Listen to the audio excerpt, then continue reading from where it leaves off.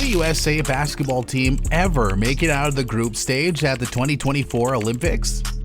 USA Basketball, once the gold standard, is facing a startling reality. Recent disappointments in the 2023 World Cup, coupled with the fact that the last 5 Most Valuable Player awards were claimed by international players, are raising eyebrows. Even the All-NBA First Team now boasts 4 out of 5 slots belonging to international talents. What's causing this shift? Is it a clash of playstyles, or is there something amiss in the traditional pathways of talent development, like AAU or college basketball? Let's discover the perplexing factors that have led USA Basketball to this unprecedented low and contemplate what the future holds. Star talent. USA Basketball is notably lacking some of the big-name players who usually represent the United States in the Olympics. Instead, we have a squad where the best player is a subject of debate, with contenders like Anthony Edwards, Tyrese Halliburton, Jalen Brunson, and maybe Brandon Ingram, depending on who you ask. There's a mix of valid concerns and overreactions. It's true that they struggled in a scrimmage against the select team. They even lost to them, not once, but twice in a row. However, I don't think it's fair to jump to extreme conclusions. This team might not be a lock for a gold medal, and they might not breeze through the tournament, but it's unlikely to be worse than the 2019 performance. The initial reactions seem too extreme to me. It's essential to remember that it was their first time playing together in a real game setting. There's potential for this team to improve and become more efficient under a coach like Kerr. So while there are concerns, it's important to not write them off entirely and give them some time to find their groove. Selection woes.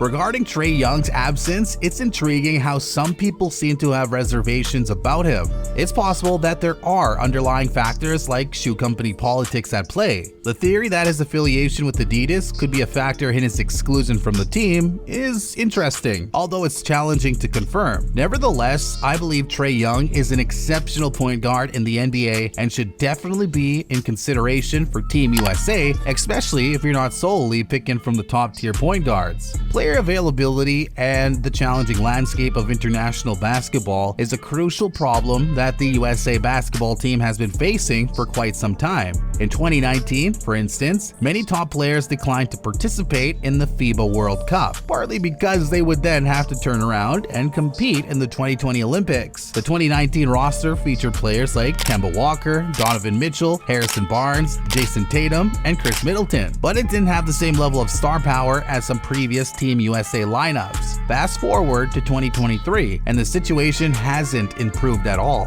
Coach Steve Kerr rightly pointed out that the landscape of international basketball has evolved, and other teams have become stronger. However, the issue goes beyond that. Team USA is no longer sending its absolute best players to the World Cup, and this is a crucial factor in their recent struggles. Playstyle differences.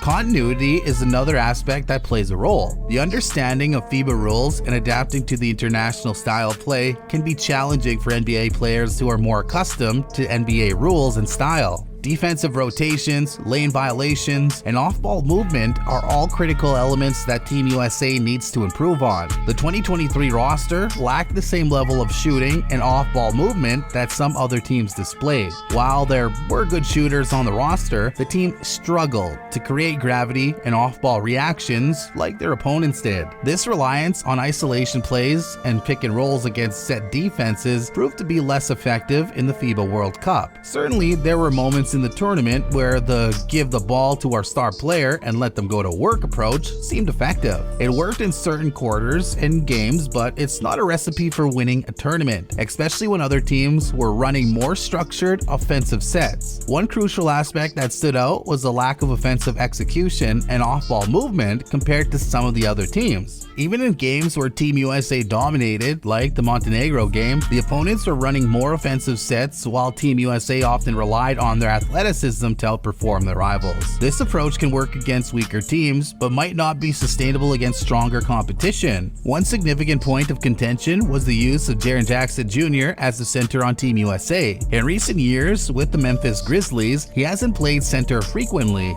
with players like Steven Adams or Xavier Tillman handling those duties. This raises questions about why a Team USA roster would place a player out of their natural position. While I don't have all the answers, it's a valid question to ask why certain decisions were made when constructing the team. Rebounding, especially defensive rebounding, was a concern for Team USA, and players who can rebound outside of their space is crucial. Josh Hart, being a 6'5" wing, is one of the few players on the roster who consistently demonstrated this ability. Players taking on different roles.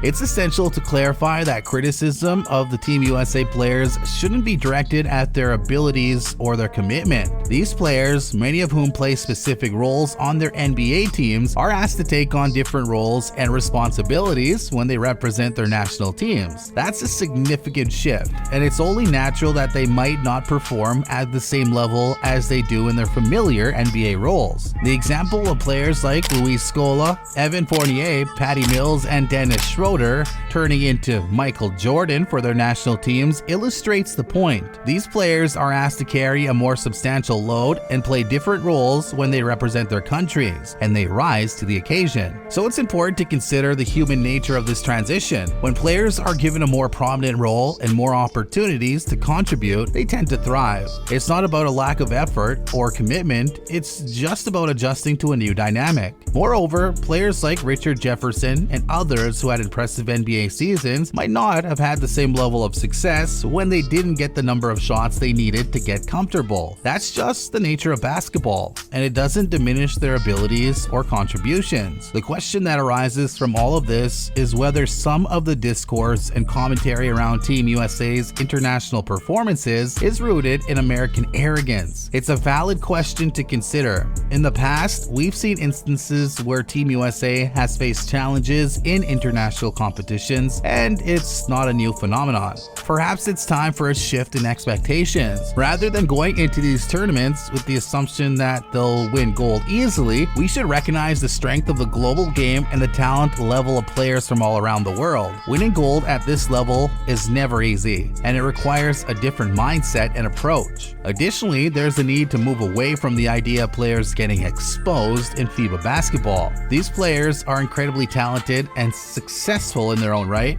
and participating in international competitions should be seen as an opportunity for growth and learning, not a reflection of their NBA careers. What are your thoughts on this matter? Do you believe a shift in expectations and a different perspective on international basketball is necessary for Team USA's continued success? Let us know in the comments below.